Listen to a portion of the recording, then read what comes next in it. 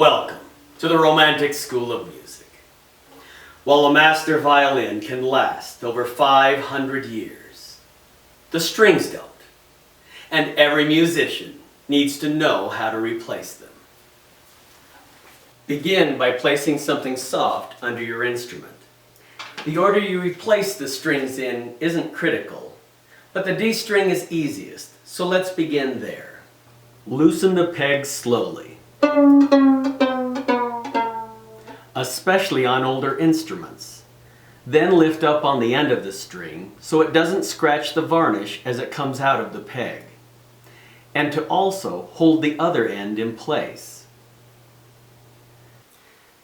To finish removing the string, push the other end down slightly into the tailpiece, out of the slot, and up through the hole. If the string isn't damaged, coil it up and use it as a spare, since most new strings take 2 to 4 weeks to stretch in, making them pretty much worthless on the day of a performance when you will need one the most. Before putting the new string on, pull the peg out all the way, and if you have it, apply 2 rings of peg dope where the peg will come in contact with the peg box. This makes tuning smoother, while also keeping the scroll from wearing out prematurely. Push the peg back in and give it a few firm twists to work the peg dope into the surfaces. The excess squeezes out fairly easily, so never push very hard or you might risk cracking the peg box.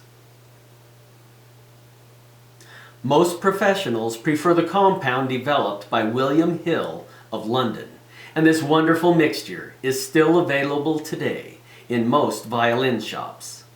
Blow or brush off any excess, then burnish and graphite the grooves of the bridge and nut using a No. 2 pencil. For more details about this burnishing and graphiting, see video 4 in this series.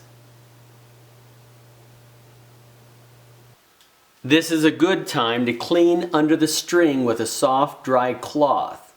But no matter how tempted you are, only remove 1 string at a time so the sound post inside the instrument doesn't fall.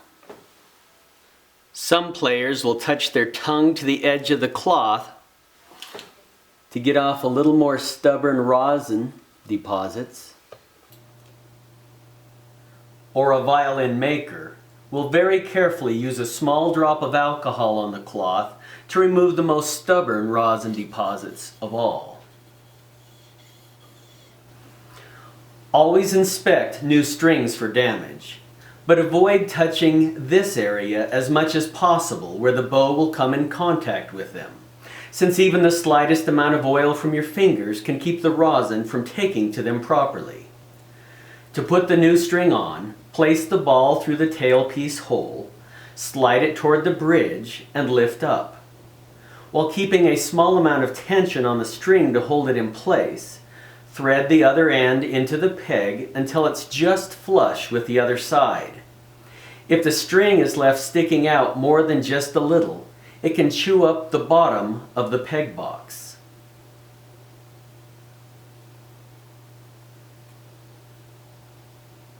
If the hole in your peg allows it, wind the string around 2 times toward the small end of the peg, then cross all the way back over. This overlapping is what locks the string in place. While making sure that the string remains in the grooves of the bridge and nut, take up the rest of the slack while keeping in mind that the ultimate goal is for the string to end up as close to the peg box wall as possible without scraping against it. This helps hold the peg in place while also offering smooth, secure tuning. After bringing the string up to pitch, double check the tilt of the bridge. For more details about this, see video 3 in this series. The G string is pretty much the same, except that you need to back the peg out in order to thread the string through the hole and during the first 2 winds.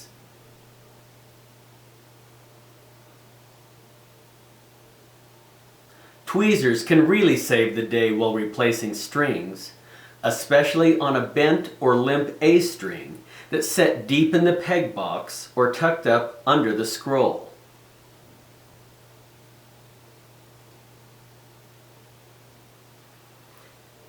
E strings are tight and very small, so all bridges should be protected to keep them from sinking in.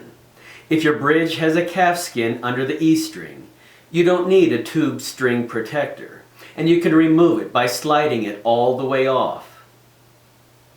Some tube protectors are made too long and can actually buzz or dull the sound. If this is the case, you should cut it down to the recommended 4 millimeters, or 5/32 of an inch, and slide it back on. Loosen the fine tuner almost all the way before installing a new E string.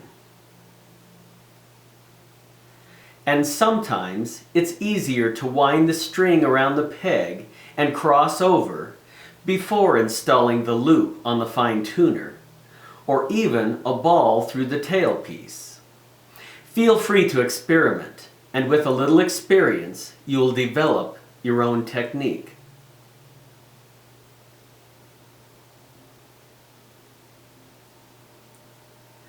As a general rule, string protectors should end up flush with the front surface of the bridge.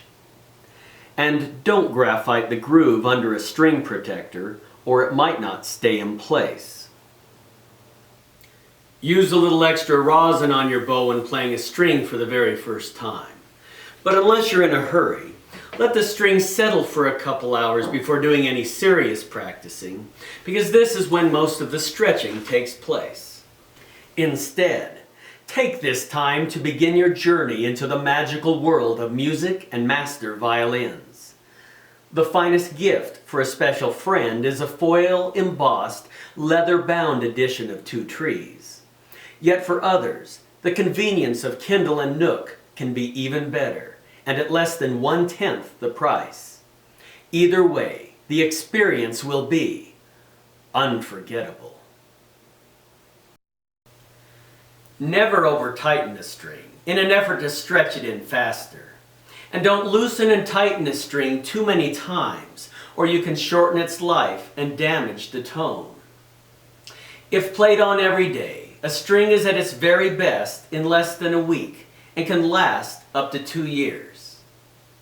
Yet, if you practice and perform like Richard Gaspar or Paganini, expect to wear out a fine set of strings every 4 months. But if you play that much, it's well worth it.